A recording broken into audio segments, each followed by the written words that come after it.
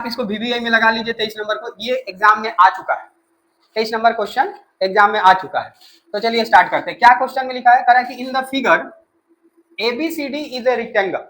ABCD क्या है, एक रेक्टेंगल, बिल्कुल सही है। यहाँ कह रहा है कि AC है 17, AC आपको कितना है 17 सेंटीमीटर ही लिख लीजिए, 17 सेंटीमीटर। अब उसके बाद क्या कह रहा है कि यहाँ पर BC है थीटा, ये थीटा है, सही है, समझ रहे ना।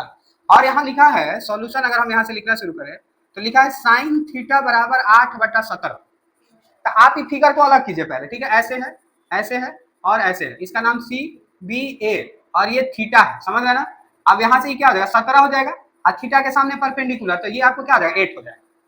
अभी हम पढ़े हैं कि जब हाइपोटेनस की जगह 17 होगा तो परपेंडिकुलर और बेस में से 8 चाहे 15 होगा, तो ये 8 दिया हुआ है तो अगला वैल्यू आपको कितना हो जाएगा 15 हो जाएगा कि नहीं हो जाएगा। तो अब देखिए इस CB हम किसको कह रहे हैं, इसको कह रहे हैं, समझ रहे हैं ना।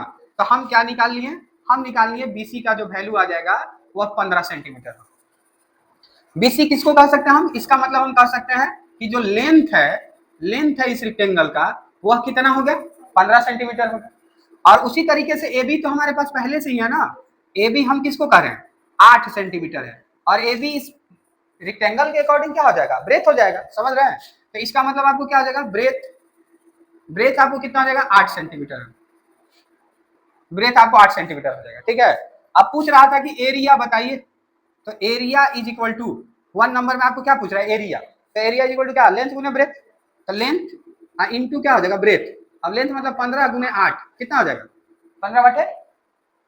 15/8 ठीक है, और 8 × 4 12, 15/20 से 120 सेंटीमीटर स्क्वायर, ठीक है।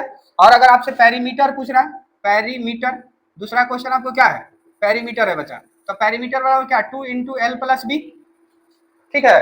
तो ये कितना हो जाएगा 2 का 2, L के जगह आपको कितना 17, ब्रेथ के जगह कितना 8, 2 × 17 और 8 कितना हो जाएगा 25 ना, अब 25 दूना कितना 50, तो 50 सेंटीमीटर इसका क्या होगा ब्रेथ होगा, समझ रहे हैं। पेरीमीटर हो गया और एरिया आपको क्या हो गया 120 सेंटीमीटर स्क्वायर।